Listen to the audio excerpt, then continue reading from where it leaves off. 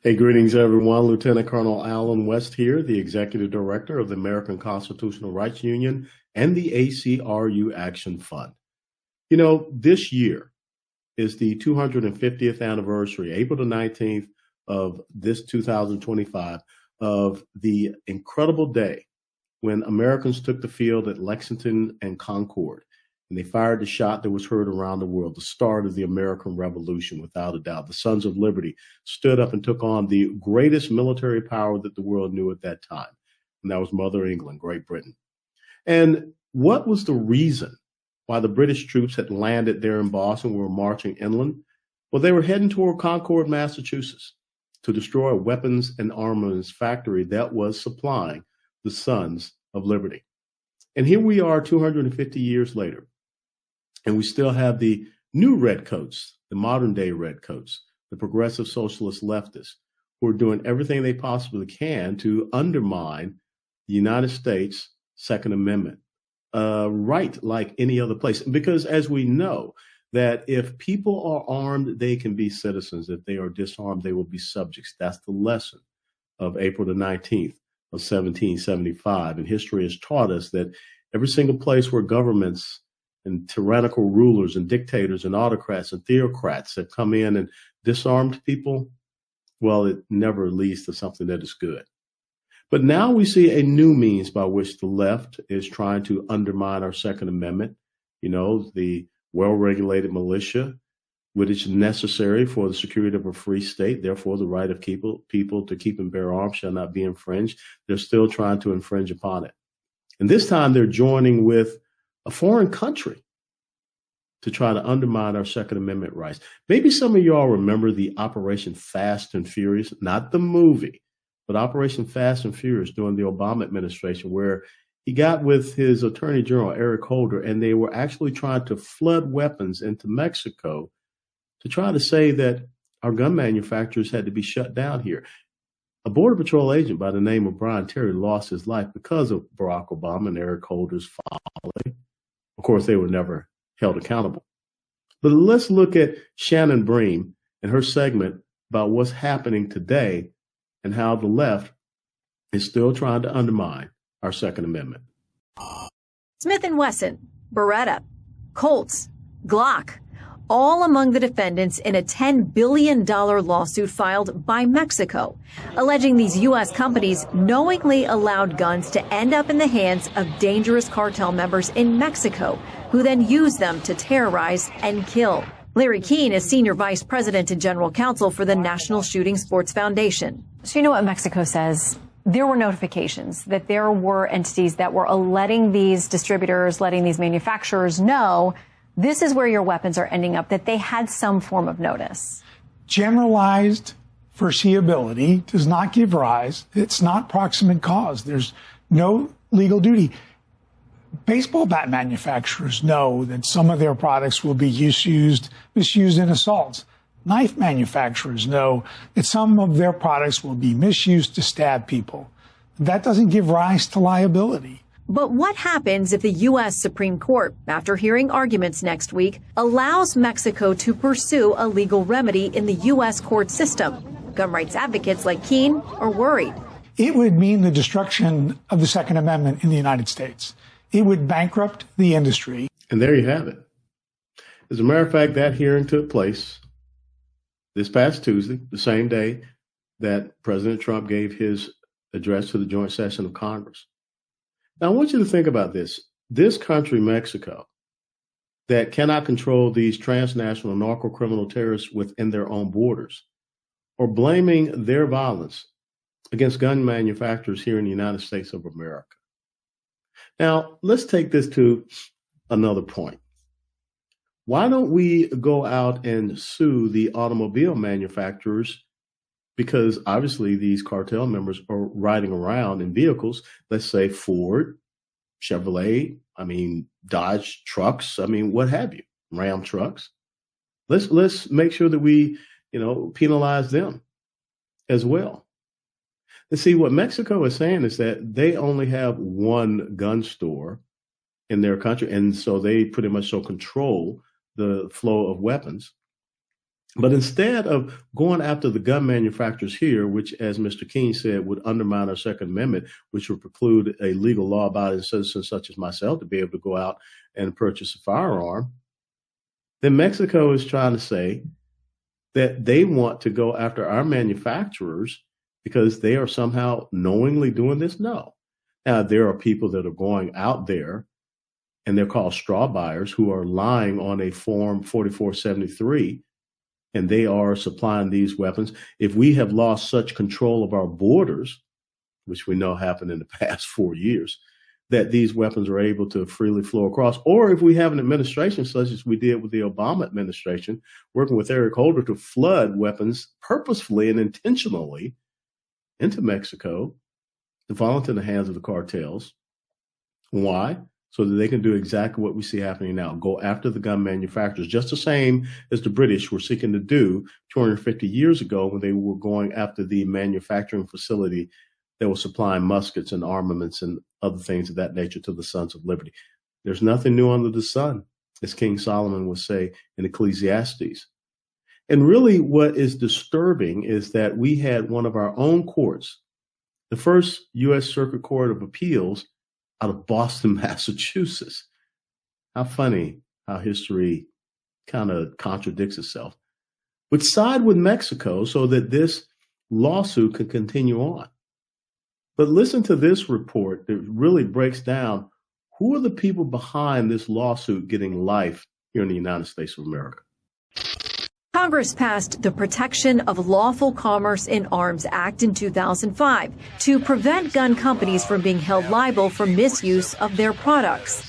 But Mexico argues the law, quote, provides no protection for businesses engaged in unlawful commerce in arms, and alleges that's what the manufacturers have been doing by selling to dealers Mexico claims the manufacturers knew were preferred by the cartels. A group of blue state attorneys general is backing Mexico, saying the law is meant only to shield blameless manufacturers and sellers, but that it doesn't equate to blanket absolute immunity against any and all liability. Blue state attorney generals. First U.S. Circuit Court of Appeals out of Boston, Massachusetts. This is the Democrats aligning themselves with a foreign country to undermine what? Our Second Amendment right. This is the backdoor means by which they're trying to, again, disarm legal law-abiding citizens. Let me ask yourself this. Ask yourself this question. We recently saw a violent Venezuelan gang, Trinidad. We all saw the clips, going through apartment buildings in Aurora, Colorado, armed. Do you think that any weapons dealer, gun store owner, do you think that any gun manufacturer would say to people that are here illegally, criminal illegal immigrants, members of a gang, MS-13 Trinidad, here, let me sell you this weapon? No, because as FFLs, there are firearms licensees. They know that they're going to get checked on. They know that if they falsify any information, they're going to serve, felony sentence, a felon sentence of up to 10 years. Well, that's if you're Hunter Biden, it doesn't matter. You can get a pardon from dad. But no one is going to allow or accept someone lying on a 4473 form. Every time I go to purchase a firearm, I have to complete a new 4473 form. I don't go in and say, hey, you know me, I'm Colonel West. I'm a former member of Congress. Oh, yeah, you're good to go. Here, Colonel, go ahead and take the weapon. We don't have to do a background check on you. No, every single time. And that's why this whole universal background check thing, I don't know what they're talking about. You have to do a background check every single time. But what about these straw buyers, like I said? And again, when you look at those states, those blue states, those are the states that have the most stringent gun control measures against legal law-abiding citizens. See, criminals don't pay attention to laws. Criminals are going to do whatever it takes, be it getting a knife or be it getting a baseball bat or what have you. Anything that's used to assault another individual is an assault weapon. But why aren't we going after automobile manufacturers, knife manufacturers, baseball bat manufacturers, anyone? No, this is what the left wants to do. The left is looking at this as an opportunity to go after the Second Amendment. And it'll be interesting to see how the Supreme Court decides in this case, because this determines the future of you being able to protect yourself against the criminal elements that, for whatever reason, the progressive socialist leftists embrace. I mean, think about it. They want to defund the police. They want to disarm you, but yet they continue to allow criminals to be released back out into the streets, even criminals that are here illegally. You know, the Montana Attorney General has a pretty good take on this. Another coalition led by Republican Montana Attorney General Austin Knudsen argues it isn't the manufacturer's fault that gun crime is raging out of control in Mexico, and points the finger elsewhere. This is happening primarily because we provide a lot of firearms to the Mexican government, to the Mexican army, and a lot of those guns go missing and end up in the cartel's hands. This is a Mexico problem, not an American problem. Very simple. But yet, the alliance between Mexico, the progressive there, and the progressive socialists of the Democrat Party here, they would rather see Americans be disarmed. You know, I remember when I was a civilian military advisor to the Afghan army back over in Kandahar, one of the things we would do is, you know, we would keep track of the supplies that we were given. We'd have, you know, weekly audits of weapons and ammunition and food and all of these type of things. Because every now and then you'd have someone that would come back and say, you know, Colonel, we need more ammunition. We need more of this. We need more of that. I would just have our logistician mentor look over and say, hey, go through the records. When was the last time they were, you know, issued any type of weapons or armaments or what have you? And, you know, how many times have they been out on a mission? And lots of times we find out that the fuel, the ammunition, they were selling it and giving it over to the Taliban. I wonder if some of these things are happening down there in Mexico, where you have some individuals that are helping the cartels to acquire these weapons. I think that an audit needs to be done, first and foremost, down there in Mexico before you start bringing a case before the Supreme Court, enabled by Democrat attorney generals, enabled by a leftist First Circuit Court of Appeals out of Boston, Massachusetts. We can see this for what it is. We can understand it for what it is. And of course, when you had an administration that purposefully and intentionally did the exact same thing, the Obama administration, with Operation Fast and Furious, there were no ramifications or consequences for them. Even though a United States Border Patrol agent by the name of Brian Terry was killed by one of the weapons that they knowingly allowed to flow across the border into Mexico. These are the type of things that we have to pay attention to. These are the type of things that the American Constitutional Rights Union is paying attention to.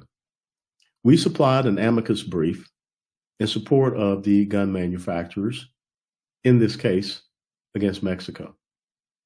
And this is why we want to continue to inform and educate and activate you, because you need to know that you have attorney generals in certain states in the United States of America that, to me, almost committing an act of treason because they're aligning themselves with a foreign nation to undermine your constitutional right. Pay attention to this decision coming out of the Supreme Court. I pray that it is not along the same old lines of 6-3, but maybe it should be a 9-0 decision.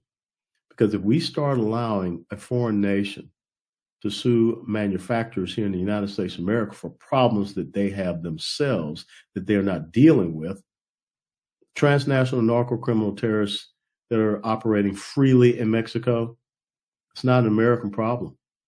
It's like the Attorney General from Montana said, it's a Mexico problem.